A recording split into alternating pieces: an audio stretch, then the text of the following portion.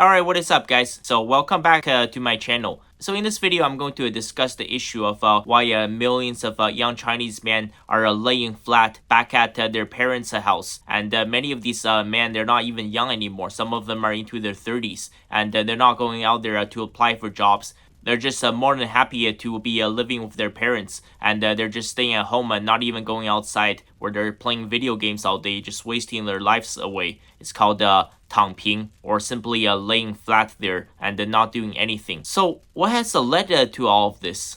So why are these men becoming so lazy, and why are these men becoming so unmotivated? Well, I want to mention something extremely important that in the universities in the West now, for example, in Canada and the United States and in many European countries, over 60% of the student body are female now. And they say that by 2030, okay, this number is going to jump to over 70%. And the exact same trend is happening in China. As of 2018, the number of female students at Chinese universities have been outperforming the male students. And this gender gap will continue to shift towards the female side. Let's look at what's happening in America. For example, between the years of 1965 to 1975, the number of students enrolling in American universities more than doubled. How the hell did that happen? Well, you have to remember 1970s, third wave feminism, right? University used to be a man's space. So we have welcomed these women into our man's spaces with open arms, which is, I believe, is a great thing. However, everything in life comes with consequences. So what has happened since the start of this movement, right? Since so many women are going to universities, right? As I mentioned, the number of applicants and graduates doubled within the course of 10 years. So there are only so many good paying jobs out there. There are only so many government jobs. There are only so many jobs in the STEM field. Only so many people can become doctors or lawyers every single year. Not everybody can earn a six-figure income. So now there are twice as many job applicants versus the opening positions available to fill these jobs. So this has made it extremely difficult for many young men to get jobs. It's happening in the West, and it's also happening in many countries in the East, for example, in China. And we all know that for every single white-collar profession there is, and this is absolutely true in the West, they have a gendered quota in place. It's actually mandated by our government. So almost every single workplace have to hire a 50% woman.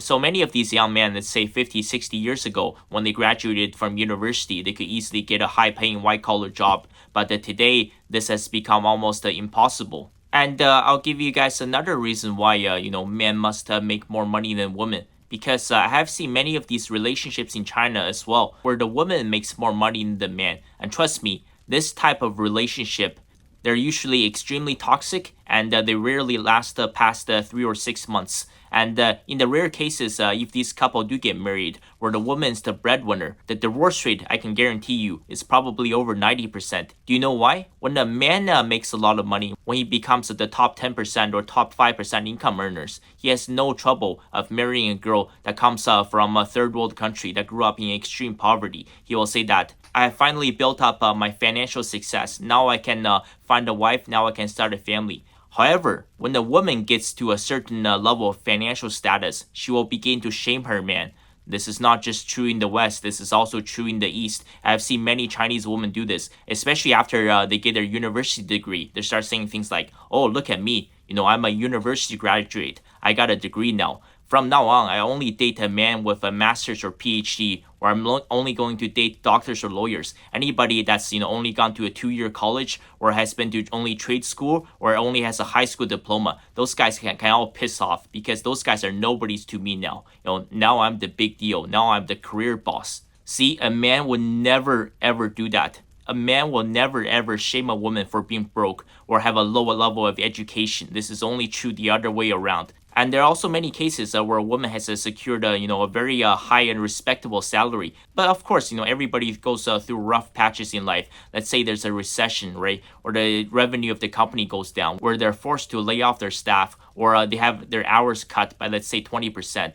As soon as this type of relationship or marriage runs into financial difficulties, the first thing the woman does is that she will lash out on her man. She will say that, oh, none of these will be happening if you're able to actually go out there and make some money. This is all happening because you're so broke, because you're so uneducated. That's why we're having trouble making mortgage payments. That's why we can't pay the bills for this month. I've seen so many cases like this, and it is because of situations like this Ladies, you really have to let the man be the breadwinner, because I have almost never ever seen a relationship or a marriage in my life where the woman's the breadwinner, and this type of marriage can actually last until the end. And obviously, as a result of a record number of women, enrolling in universities and graduating and getting these high-paying white-collar jobs, this means that there are way less career opportunities out there for the young men. So many of these men, they're left with no choice. If they can't get a high-paying white-collar job, they'll end up working at a factory, making some BS wage. And obviously, no woman out there will actually want to date a broke guy. So these guys, they simply lose their sense of purpose in life. They lose their drive to push forward. They don't see the point. Many of these guys are simply saying, why bother going to work? Why bother going to this bullshit job that pays me, $35,000 a year? I'll never be able to get a girlfriend. I'll never be able to get a wife. So what's the point? Might as well just stay at home and play video games all day. Because all of these women out there wants their man to make six figures. But unfortunately, these jobs are simply not available. So millions of these young men, they end up laying flat. And this is going to have a severe consequence on our society. And if you don't believe me, just look up the results from Pew Research, okay? This is in the United States, okay? A married man with children will on average work 50% more versus a single guy that's childless. I think that's very obvious, right? If you're a guy that's single and childless and you realize that your life is completely hopeless, that you can never find a girlfriend, so you work the minimum amount of hours in order to survive, as long as you're not homeless, right? And you spend the rest of your free time watching your favorite OnlyFans model. Either you do that or you're wasting your time away playing some useless video game. However, when a man finds a wife, when he gets married, especially when he has children to pass down his bloodline, okay, his mindset completely changes. Now he has a drive. Now he has a purpose in life. Because the most painful thing a man can hear is that, imagine if he takes his daughter to the grocery store and his daughter tells him, Daddy, I really want to buy this new chocolate funnel cake. But imagine his daughter's reaction if the father told the daughter that, sorry, sweetie, I'm just not making enough money, so we have to skip out on this new chocolate fudge cake for this week. Imagine how heartbroken his daughter will be. And it's because of little things like this. This is what drives these married fathers with children to work these insane amount of hours. These men are willing to work 60, 70, 80 hours a week. They will do everything they can to become the provider and the protector for their family, because this is a man's moral obligation. So back then, when we had a society where almost everybody, was formed in the nuclear family, when you have a strong alpha male figure that is the provider, that's the protector, and you had a woman that is based, that is feminine, that will submit to her man, that will clean, that will cook, that will take care of the children, society was 10 times better. But now we live in a society where in the United States, over 60% of young men under the age of 30 are single and childless. And look at the state of America in 2024. Men are biologically driven since day one to find an intimate partner to continue his bloodline. However, for most men in the modern era, that is simply not possible. And do you guys know what is the end game of all of this? Putting these quotas in place, we're forcing all of these, young skilled men out of these high-paying white-collar jobs, where we have extreme hypergamy, where every single woman out there wants their man to make $100,000, $150K, or $200,000 a year.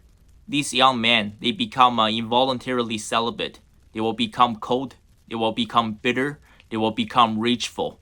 The best case scenario, they get extremely depressed, they completely give up on life, and they just go back to their parents' basement and play videos all day while they completely rot away and disappear from society. That's the best case scenario. Slightly worse than that, they become a raging alcoholic. They become an intravenous drug user to the point of no return. Eventually, you will find these men dead in the middle of the road at 3 a.m. in the morning from a fentanyl overdose. Some of these men will become so resentful, so rageful, due to the fact that they realize that they will never be able to find a girl. They will never be able to continue their bloodline. And when they see a happy couple walking down the street with their kids, their mind will be filled with rage, with hatred, with resentment. They will approach a local gang member and they will purchase an AK-47. And the next morning, they will walk into a school and unload dozens of rounds on innocent kids. And at the final moment, that guy will save one final bullet for himself, and he will put that bullet through his head. This is why over 80% of the victims of suicide are men. This is why over 90% of victims of drug overdoses are men. This is also why 99% of school shooters are men.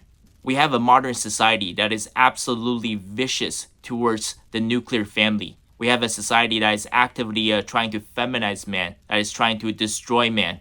And this is the end game of third wave feminism.